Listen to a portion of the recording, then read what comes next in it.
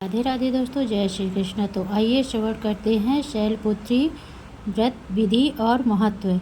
माँ शैलपुत्री देवी दुर्गा का पहला स्वरूप है और नव दुर्गाओं में उनका महत्वपूर्ण स्थान है। यह कथा हमें धैर्य और शक्ति के साथ हर परिस्थिति का सामना करने का संदेश देती है। नवरात्रि के 9 दिनों में दुर्गा के 9 अलग अलग रूपों की पूजा होती है। पहले दिन लोग जिस अवतार की पूजा करते हैं वे शैलपुत्री महान और शक्तिशाली देवी का यह रूप संसार में राजा दक्ष के अहंकार को नष्ट करने के लिए अवतरित हुआ। बहुत समय पहले पराक्रमी राजा दक्ष को दुर्गा के एक आशीर्वाद प्राप्त हुआ कि वह उसकी बेटी के रूप में जन्म लेगी। जब उनकी पत्नी ने एक लड़की को जन्म दिया तो राजा बहुत खुश हुए और उसने उसका नाम सती रखा। एक खूबसूरत और कोमल राजकुमारी के रूप सती जल्द ही बड़ी हो गई। जब वो वयस्क हो गई तो उसने शिव से शादी करने की इच्छा जाहिर की। शिव जानते थे कि वे दुर्गा थीं जिन्होंने इंसान के रूप में जन्म लिया है। राजा और रानी इस रिश्ते से खुश थे और उन्होंने एक भव्य विवाह की व्यवस्था। सती खुशी खुशी अपने वैवाहिक जीवन में रम गई। एक बार राजा दक्ष ने एक विशेष बलि का अनुष्ठान रखा। उसने सभी देवताओं को बुलाया लेकिन शिव को नहीं बुलाया और न ही सती को। उसने ऐसा इसलिए किया कि क्योंकि उसे लगता था कि शिव अपनी भलाई के लिए बहुत अहंकारी हैं। इससे पिछले अवसर पर उसके दामाद ने उसके प्रति आदर नहीं दिखाया था, इसीलिए क्रोधित राजा शिव को सबक सिखाना चाहते थे। हालांकि सती को अनुष्ठान के बारे में पता चलने पर उसने अपने माता पिता से मिलने की इच्छा जाहिर की। हे प्रभु, हम भी चलते हैं। शायद अनुष्ठान की व्यवस्था में पिताजी इतने व्यस्त होंगे कि वह हमें निमंत्रण देना भूल गए होंगे। मैं उनकी पुत्री हूँ और किसी पारिवारिक समारोह में भाग लेने के लिए हमें किसी औपचारिक निमंत्रण की आवश्यकता नहीं है। लेकिन शिव को पता था कि असल बात क्या है। राजा दक्ष ने गुजरते सालों में एक के बाद एक कई सफलताएं हासिल की थी। इन सफलताओं से उसे ऐसा लगने लगा कि वह बहुत शक्तिशाली है और किसी भी सभा में उस पर उचित ध्यान दिया जाना चाहिए। शिव हालांकि अपनी पत्नी को निराश नहीं करना चाहते थे। उन्होंने कहा, राजा दक्ष ने मुझे आमंत्रण नहीं दिया है।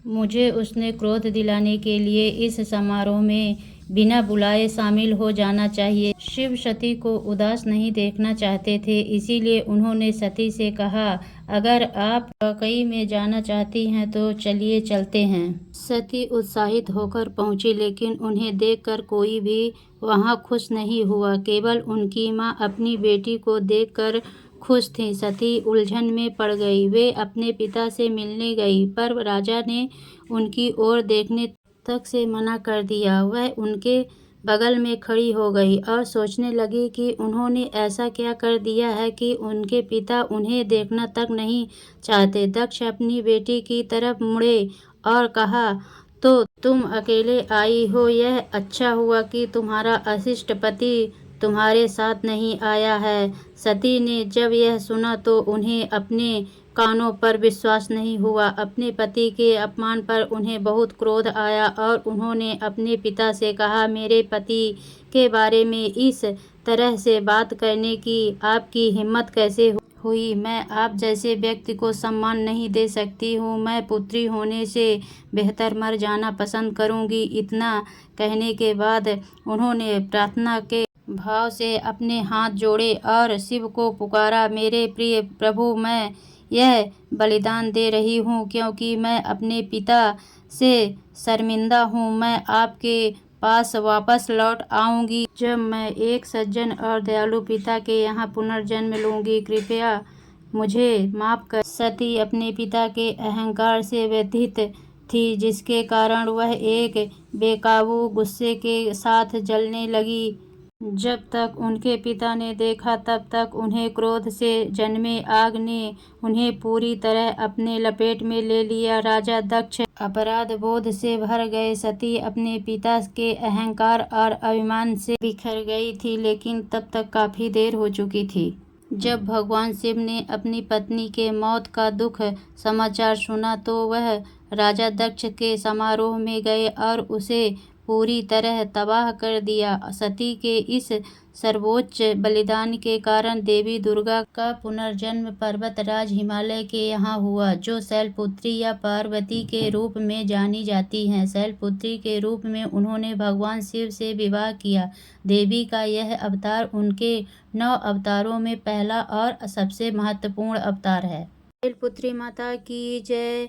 शैलपुत्री माँ बैल असवार करे, देवता जय जयकार करे। शिव शंकर की प्रिय भवानी, तेरी महिमा किसी ने न जानी। पार्वती तू माँ कहलावे, जो तुम सुमिरे सो सुख पावे। रिद्धि सिद्धि परवान करे तू, दया करे धनवान करे तू। सोमवार को शिव संग प्यारी, आरती जिसने तेरी उतारी। की सगरी आस पूजा दो, सगरे दुख तकलीफ मिटा दो। घी का सुंदर दीपक जला के, गोलागरी का भोग लगा के। श्रद्धा भाव से मंत्र गाए, प्रेम सहित फिर शीश झुकाए। जय गिरिराज किशोरी, अम्बे शिव सुख चंद्र चकोरी। मनोकामना पूर्ण कर दो, चमन सदा सुख संपत्ति भर दो। बैल पुत्री माँ बैल असवार।